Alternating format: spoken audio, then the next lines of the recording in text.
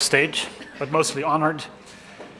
And when we, as a group, were brainstorming about what to do during these sessions, we were actually tempted to go for a little levity and nostalgia so that we could tell stories about the ISP's illustrious past, because we do have some really good stories to tell. However, our mandate, and this really came from the very top of the ISP brass, was to make it a serious session with real research content. So that's what we decided to do. And of course, we do have some really good research to present. We will illustrate that AI can enhance education in many different ways. So if you came for levity and nostalgia, though, you can still leave the airplane before we close the door. But perhaps there will be some really good stories mixed in with the really good research results that we'll present. We have 4 talks for you, and we are 6 alumni from ISP, mostly from the early days, not exclusively. And all of us are working in a field called AI Ed, which stands for Artificial Intelligence in Education. And maybe it's interesting to note that there is actually an international research society whose mission it is to promote research in this area, the International AI Ed Society. And one of us, Bruce McLaren, is actually the president of this society. One of us is also the co-editor-in-chief of the flagship journal of this society, the International Journal of Artificial Intelligence in Education. And Diane Littman, the current director of the ISP, is a member of the society's executive committee. So this is just to illustrate that all of us are very committed to this area of research, and that ISP really has a presence in this area, and in fact has had this presence from day one. So here you see a book entitled Learning Issues for Intelligent Tutoring Systems that came out in 1988. And I actually had prepared to say that's the year that ISP started, but I actually know now that this is not correct. It was 1987. Intelligent tutoring systems are a key way in which AI Ed is applied to education, and you will hear much more about this in our talk. But note that the co-editor of this book is none other than Alan Lesgold, who was part of the first co-director pair. So here you see Alan in various guises, one of our founding fathers. And here is the other founding father, also in various guises, only one of which I would have recognized. He seems to have a life outside of academia, just going by the pictures. And as we saw in the previous panel, many have held the position of director, and so we are grateful for their service and for keeping an excellent program excellent. Just on a personal note, an early influence for me was this book, which came out in 1987, which got me hooked on applying artificial intelligence to education.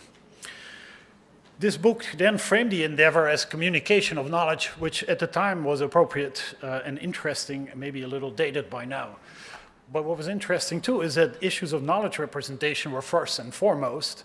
And a key point that the author makes over and over again and illustrated with many different projects was that education as an application domain for AI had many unique and highly stringent demands with respect to the communication and articulation of knowledge. And it therefore had great and demonstrated potential to raise challenging questions that not only help to move the field of education forward, but also the field of AI. And I'd like to think that this is still the case today. Continuing on a personal note, and speaking of personal influences, none greater than my PhD advisor, whom you see here, actually at a book signing that happened barely a month ago. And it's often said that one of the joys of being in academia, and this is certainly true for myself, now that I've experienced this, is seeing students and former students do well in their later careers. And what's less often emphasized is that it's actually, for us, it's also a great joy to see one's former advisor do well. So, Kevin wrote this book, and so get it while you can, because it's getting rare. Okay, now back to our symposium. We have 4 talks. We'll illustrate a number of ways that AI can enhance education. This is really a key point of the whole symposium. But let me give you some dimensions for comparing and maybe contrasting the projects that you'll hear about. The work of all of us, all 4 of us, all 6 of us, I should say, focuses largely on how AI can help support effective interactions for learners. So we all use AI to build highly interactive systems, and we're all concerned with how those systems influence learners and whether learners are better off as a result of interacting with the systems. For instance, we might measure in empirical studies whether our systems lead to better learning outcomes for students.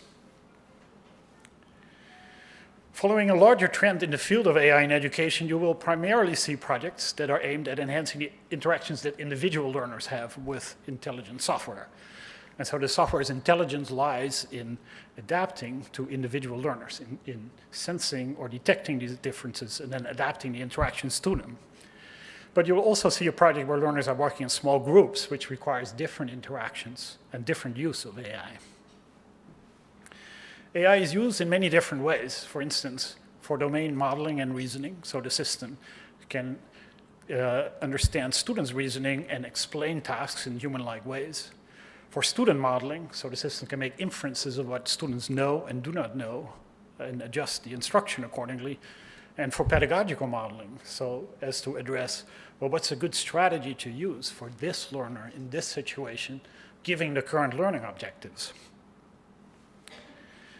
Also, in creating smart systems that help learners, one might start by carefully studying what human teachers or human tutors do, and then try to use AI to model those same interactions, to mimic those interactions. Alternatively, one could not aim for emulating humans, but just try to be smart somehow, maybe with machine learning. One still sees symbolic approaches, but gradually, I would say, the emphasis has shifted to data mining. In fact, a whole new field has emerged within AI Ed called educational data mining that focuses on the use of data and how data can help us understand learners better and how it can help us design more effective systems that are better attuned to learners. And finally, I think an important shift, recent shift of perspective is from creating interactions that help learners learn to bringing about synergistic human-AI partnerships. And I think this is a really important shift. In these partnerships, the AI augments what teachers or students do, and conversely, teachers and students augment what the AI can do. Designing such partnerships is a hard challenge. So here is our program with 4 talks. I'll just list all 4 of them, and my colleague Ches will take over from here.